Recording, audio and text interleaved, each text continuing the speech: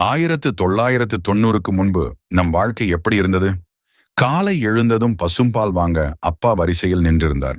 வாங்கி வந்த தண்ணீர் கலக்காத பாலில் அம்மா டீ போட்டு கொண்டு வந்தார். குடும்பத்துடன் அமர்ந்து டீ குடிப்பதை கூட அவரவர் முகத்தை பார்த்து ரசித்து குடித்தோம்.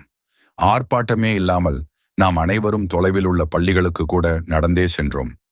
ஆசிரியரின் மீது மரியாதையும் பயமும் இருந்ததே தவிர ஒரு நாளும் ஆசிரியரை தரக்குறைவாகவோ இழிவாகவோ ஒரு மாணவனும் நினைத்ததில்லை.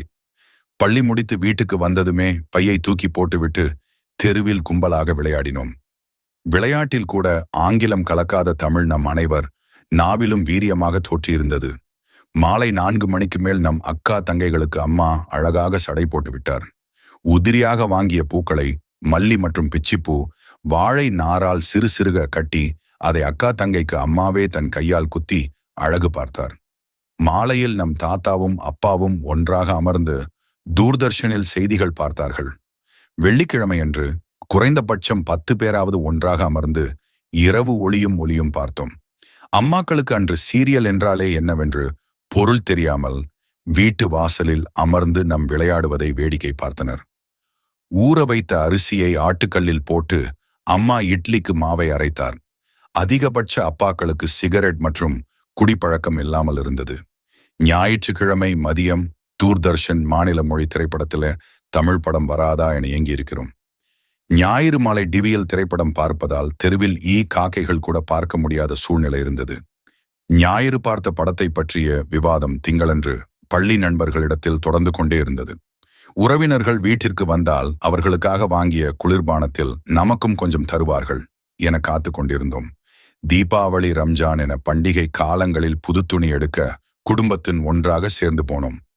அம்மா அப்பா வாங்கி கொடுத்த துணியை மட்டுமே அணிந்து அழகு பார்த்தோம். ஒரு தெருவிற்கு 2 பேர் காதலிப்பதே அபூர்வமாக இருந்தது. அன்றைய காதலர்கள் காதலில் தோற்றால் தற்கொலை செய்து கொண்டனர். பண்டிகை காலம் வந்தால் வாழ்த்து அட்டை, கிரிட்டிங் கார்டு வாங்க கடைகளில் அலைமோதினோம்.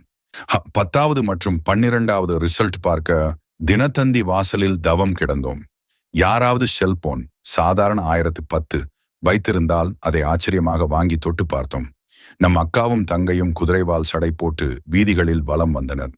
பணக்கார வீட்டு இளம் பெண்கள் BSASLR சைக்கிள் வைத்திருந்தார்கள்.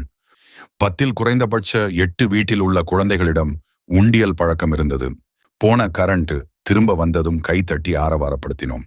வருடத்திற்கு ஒரு முறை குடும்பத்துடன் சினிமாவுக்கு போவதே பெரிய விஷயமாக இருந்தது. வீட்டில் யாருக்காவது திருமணம் நடந்தால் கிடைக்காத ஏதோ ஒரு அபூர்வ பொருள் கிடைத்தது போல் மிகுந்த மகிழ்ச்சியுடன் காணப்பட்டோம். ஊருக்கே ஒருவரோ இருவரோ தான் வெளிநாட்டில் வேலை பார்ப்பவராக இருந்தார். 10ல் 8 கன்னி பெண்களின் தார்மீக ஆடை தாவணியாக இருந்தது. 10ல் 8 ஆண்களிடத்தில் வேஷ்டி கட்டும் பழக்கம் இருந்தது. பள்ளி விடுமுறை காலத்தை வெளியூரில் உள்ள தாத்தா, மாமா, சித்தப்பா, பெரியப்பா வீட்டிற்கு சென்று விழா போல கொண்டாடினோம். கிணற்றில் குளிக்கும் பழக்கம் இருந்தது.